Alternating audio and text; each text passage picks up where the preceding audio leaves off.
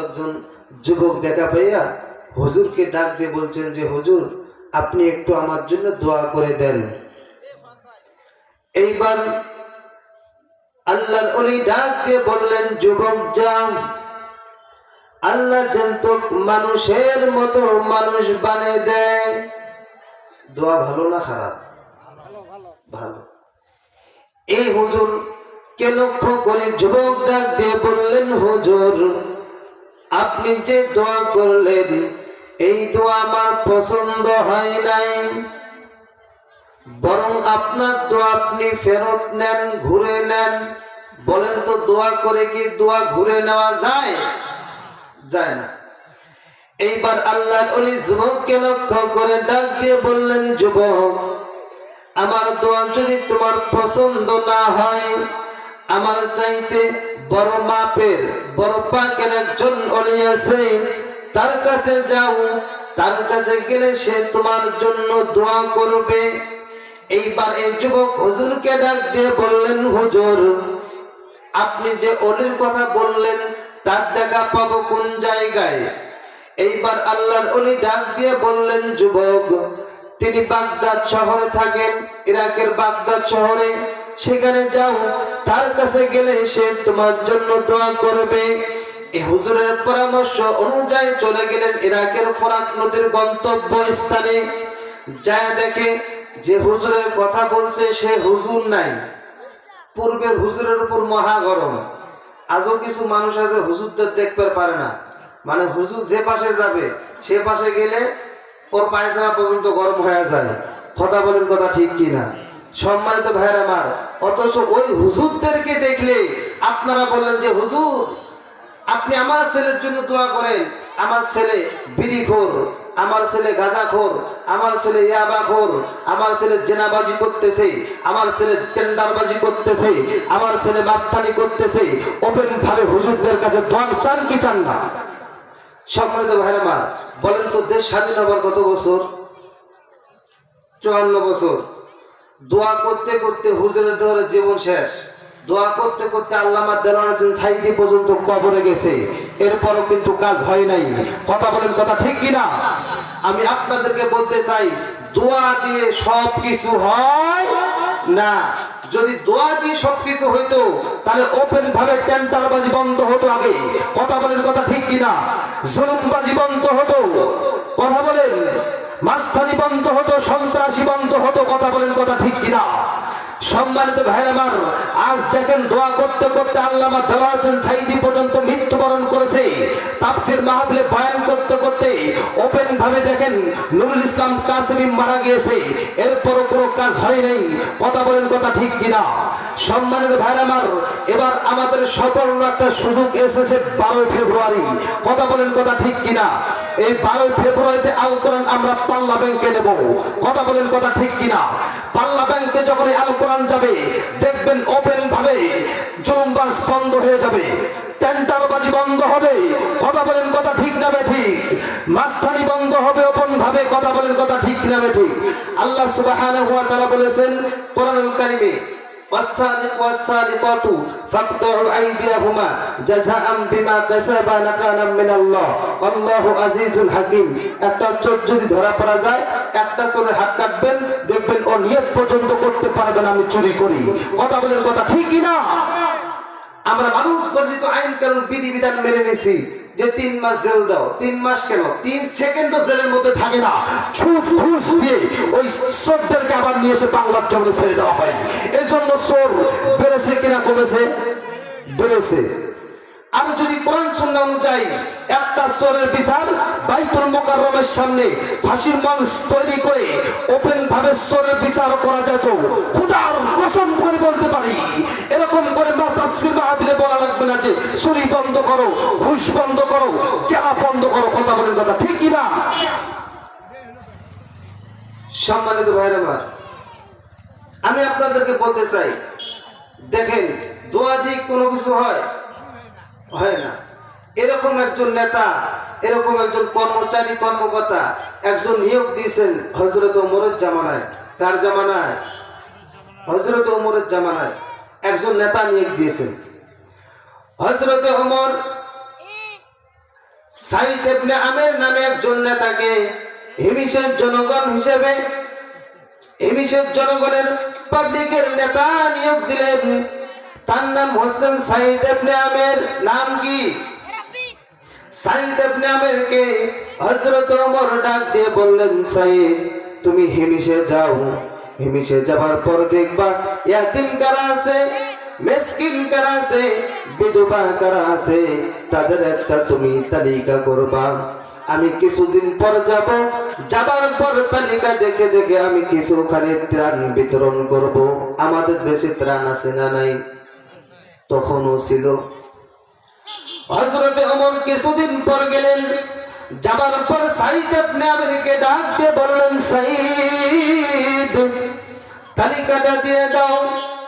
তালিকা পড়তে আরম্ভ করলেন, ইয়াতিম মিসকিন বিধবাদের তালিকা পড়তে পড়তে শেষে যায় দেখেন সাইদ ইবনে আমেরের তালিকা। হযরত ওমর এইবার সাইদকে হিমিসের জনগণের সামনে সাইদ ইবনে আমের ডাক দিয়ে বললেন, এই সাইদকে গো, তুই গরিব হইছে না ধনী হইছে? এইবার হিমিসের জনগণ পাবলিক ডাক দিয়ে বলছেন, ও সাইদ ইবনে আমের তিনি গরিব হইছে না ধনী হইছে আমরা জানি না। ও আমিরুল মুমিনিন খলিফাতুল মুসলিমিন, এই কর্মকর্তার বিরুদ্ধে আমার অভিযোগ আছে 3টা। জোরে বলেন কয়টা? দেখেন হিমিসের জনগণ পাবলিক এক নেতার বিরুদ্ধে অভিযোগ দিচ্ছে। আমাদের দেশে নেতা আছে না নাই? একটা নেতার বিরুদ্ধে যদি আমরা অভিযোগ দেই, তখন ওই নেতা ডাক দিয়ে বলে, ধর, ছোট মুখে বড় কথা। কথা বলেন, কথা ঠিক কিনা?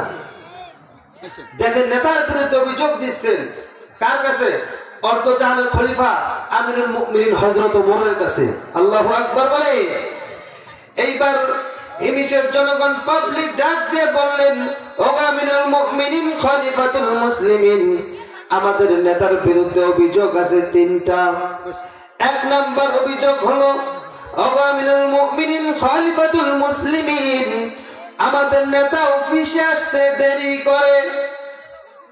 2 নাম্বার অভিযোগ, ও আমিরুল মুমিনিন খলিফাতুল মুসলিমিন, জরুরি কাজ সারার জন্য আমরা যদি বাড়িতে যাই, যাবার পর দরজার মধ্যে আমরা নক করতে করতে দরজা পর্যন্ত মনে হয় ভাঙে যায়, তারপর আমাদের নেতা আমাদের জবাব পর্যন্ত দেয় না, নেতা নড়েও না সরেও না। 2 নাম্বার অভিযোগ। 3 নাম্বার অভিযোগ হচ্ছেন, ও আমিরুল মুমিনিন খলিফাতুল মুসলিমিন, রাতের বেলায় যদি জরুরি কাজ সারার জন্য আমরা বাড়িতে যাই, নেতা জবাব পর্যন্ত দেয় না। ও আমিরুল মুমিনিন খলিফাতুল মুসলিমিন, এই কর্মকর্তা এই নেতাকে আপনি অন্য জায়গায় নিয়ে যান, আরেকজন নতুন কর্মকর্তা এখানে নিয়োগ দেন। বলেন তো বিচার গেছে কার কাছে? অর্ধজাহানের খলিফা হযরত ওমরের কাছে। কথা বলেন, কথা ঠিক কিনা? সম্মানিত ভাইরা, এইবার যখন হযরত ওমরের কাছে এই বিচার যাওয়ার পর হযরত ওমর বাদী আর বিবাদীর কাঠগড়ায় দাঁড় করাইছেন। উকিল নাই, আর বাংলাদেশে উকিলের অভাব নাই। উকিল খোঁজ করতে করতে আমাদের জীবন পর্যন্ত শেষ হয়ে যায়, জুতার তলা ক্ষয় হয়ে যায়, এরপরে উকিলের ধরা পাই না, টাকা দিতে দিতে টাকা শেষ, জামিন হবে কোথায়? কথা বলেন, কথা ঠিক কিনা? বাদী আর বিবাদীর কাঠগড়ায় দাঁড় করাইলেন। দাঁড় করার পর হযরত ওমর সাইদকে ডাক দিয়ে বললেন, সাইদ, হিমিসের জনগণ পাবলিক তোমার বিরুদ্ধে অভিযোগ দিয়েছে 3টা। এই 3টা অভিযোগের কারণ তুমি সঠিক কারণ বলতে পারো, তোমার এখানে নেতাগিরি চলবে। আর যদি তুমি সঠিক কারণ ধরে সেতে না পারো, তাহলে তোমার নেতাগিরি এখানে চলবে না। এইবার হযরত ওমরকে আমিরুল মুমিনিন খলিফাতুল মুসলিমিনকে ডাক দিয়ে বললেন, সাইদ ডাক দিয়ে বললেন, ও আমিরুল মুমিনিন খলিফাতুল মুসলিমিন, আমি বলতাম না, বলতে বাধ্য হলাম। হিমিসের জনগণ পাবলিক যে 3টা অভিযোগ দিয়েছে, এই 13টা সঠিক কারণ আমি বলতে পারবো। আল্লাহু আকবার বলে। 1 নাম্বার অভিযোগ, উনি অফিসে আসতে দেরি করে। সাইদ ডাক দিয়ে বললেন, ও আমিরুল মুমিনিন খলিফাতুল মুসলিমিন, এক নম্বর অভিযোগ, আমি অফিসে আসতে দেরি করি। আমার স্ত্রী অসুস্থ। কে অসুস্থ? স্ত্রী অসুস্থ। তার সেবা যত্ন করি, ছেলে সন্তানদেরকে খাওয়া দাওয়া করিয়া মাদ্রাসার মধ্যে পৌঁছাই, এরপর আমি অফিসে আসি। এর জন্য আমার অফিসে আসতে দেরি হয়। আল্লাহু আকবার বলেন। বর্তমান স্বামীকে যদি একটা বার যদি বলা হয়, ওগো আমি তো ওখান থেকে উঠতে পারতেছি না, তুমি আগে একটু পানি গ্লাসটা আনি দাও, স্বামী বলে নিয়ে আসি খাও। অথচ আল্লাহ সুবহানাহু ওয়া তাআলা বলেছেন যে স্ত্রী যদি মারা যায়, স্বামী যদি দোয়া করে, আল্লাহ আমার স্ত্রী আমার কাছে ভালো ছিল, এই ভালো বলার কারণে আল্লাহর বান্দির অতীত জীবনের গুনাহ খাতা মাফ করে দেয় কে? আল্লাহ। আর আমরা কাজে করতে চাই না। কথা বলেন, কথা ঠিক কিনা? সম্মানিত ভাই আমার, এইবার হযরত ওমরকে যখন এই কথা বললেন সাইদ, হযরত ওমর আল্লাহর দরবারে শুকরিয়া আদায় করলেন, আল্লাহ এই নেতা যতদিন পর্যন্ত থাকবে এখানে কোনো দুর্নীতি হতে পারে না। আর আমাদের বাংলার জন্য দুর্নীতিতে চ্যাম্পিয়ন আমরা। কথা বলেন, কথা ঠিক কিনা? আপনারা দেখেছেন ভিক্ষার টাকা, যাকাতের টাকা মেরে ধরে বেগম পাড়াতে বাড়ি বানাইছে তারা, আজ পর্যন্ত বিচারের সম্মুখীন হয় নাই তারা। কথা বলেন, কথা ঠিক কিনা?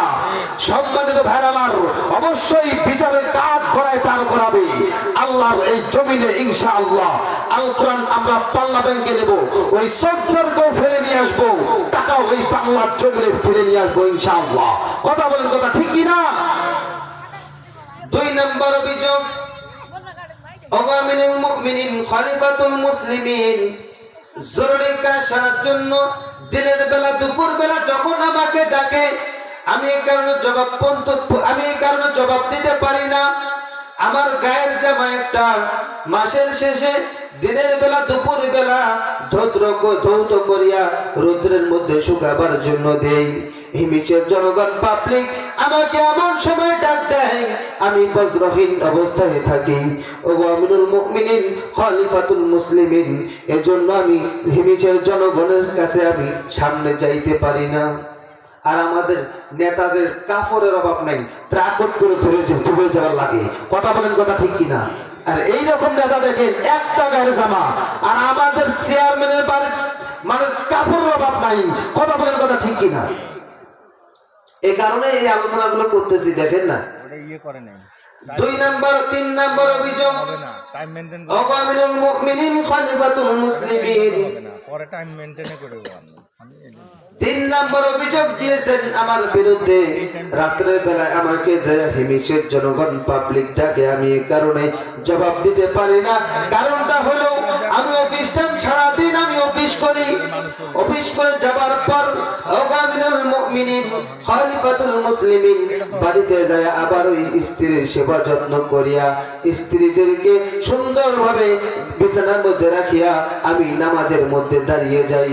ও আমিরুল মুমিনিন খলিফাতুল মুসলিমিন, হিমিশের জনগণ পাবলিক আমাকে এমন সময় ডাক দেয়, আমি নামাজের মধ্যে থাকি, এজন্য আমি হিমিশের জনগণের পাবলিকের আমি জবাব দিতে পারি না।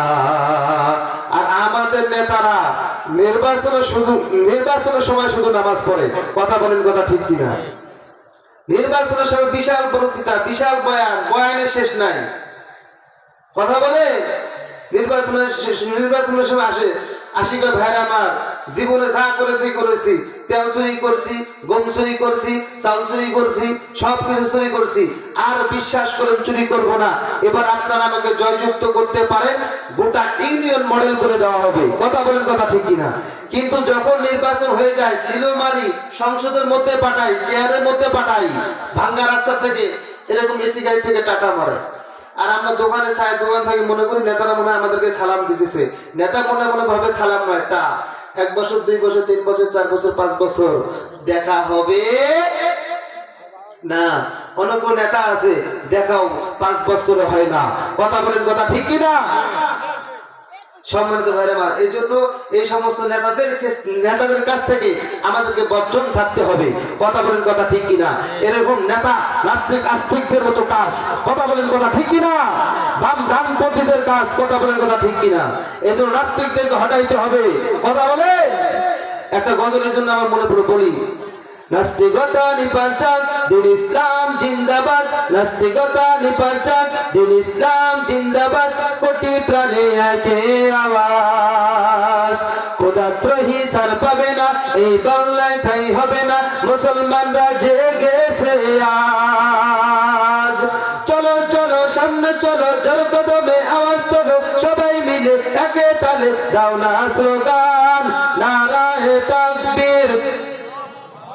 এই আল্লাহু আকবারের কাজ হবে। নাস্তিকতা নিপাচাক দিন ইসলাম জিন্দাবাদ, নাস্তিকতা নিপাচাক দিন ইসলাম জিন্দাবাদ, কোটি প্রাণে একে আওয়াজ। খোদাদ্রোহী সার পাবে না, এই বাংলায় ঠাঁই হবে না, মুসলমানরা জেগেছে আজ। চলো চলো সামনে চলো, জোর কদমে আওয়াজ তোলো, সবাই মিলে একে তালে দাও না স্লোগান, নারায়ে তাকবীর, নারায়ে তাকবীর। ইসলামেরই জন্য দেশের হয়েছে জন্ম, ইসলামের বিরুদ্ধে গেলে দেশ হবে ভিন্ন। ইসলামের বিরুদ্ধে যারা নিয়েছ অবস্থান, এই বাংলায় ঠাঁই হবে না, যাও হিন্দুস্তান, যাও হিন্দুস্তান। চলো চলো সামনে চলো, জোর কদমে আওয়াজ তোলো, সবাই মিলে একে তালে দাও না স্লোগান, নারায়ে তাকবীর। আল্লাহ সুবহানাহু ওয়া তাআলা আপনাকে আমাকে কবুল করুক, সকলে বলুন আল্লাহুম্মা আমিন। সম্মানিত ভাইরা আমার, আমরা যে তাফসীর মাহফিলে এসেছি, বলেন তো এখানে যে ওয়াজ নসিহত হবে, এগুলো আমরা আমল করে সুন্দর একটা জীবন গঠন করে আমরা জান্নাতে যাওয়ার আশায় আসছি। কথা বলেন, কথা ঠিক কিনা? এত সস্তা জান্নাত, খুব সুন্দর বলেছি। এশার নামাজ পড়ছেন, অনেকে পড়েছেন অনেকে পড়েন নাই। হাসেন না বাপজানেরা, আসলে দেখেন যার যে দায়িত্ব নয়, সে দায়িত্ব যদি সেভাবে করে, কিয়ামত পর্যন্ত খালি কাজ হবে, কিয়ামত পর্যন্ত কাজ করবে কিন্তু কাজ হবে না। সম্মানিত ভাইরা আমার, দেখেন দায়িত্বগুলো কার। মাদ্রাসার মধ্যে শেখানো হয় যে মিফতাহুল জান্নাতিস সালাহ, নামাজ হচ্ছে বেহেশতের চাবি। বাড়িতে যখন ট্রাঙ্কের টাকা রাখছেন, ট্রাঙ্ক খুলতে যান, চাবির দরকার আছে না নাই? নামাজে যখন যাবেন, নামাজ পড়বেন, নামাজ দিয়ে আপনার বেহেশতের চাবি হবে। আপনার লোকে ঈশার নামাজ পড়েন, নামাজ জান্নাতের চাবি হবে কিভাবে? সম্ভব না। আসলে দেখেন এই দায়িত্বগুলো কার? 64 মনে করেন এই দেশ স্বাধীন হবার 54 বছর থেকে প্রতি রাত্রিতে বয়ান চলতেছে, পর নামাজ পড়তে হবে।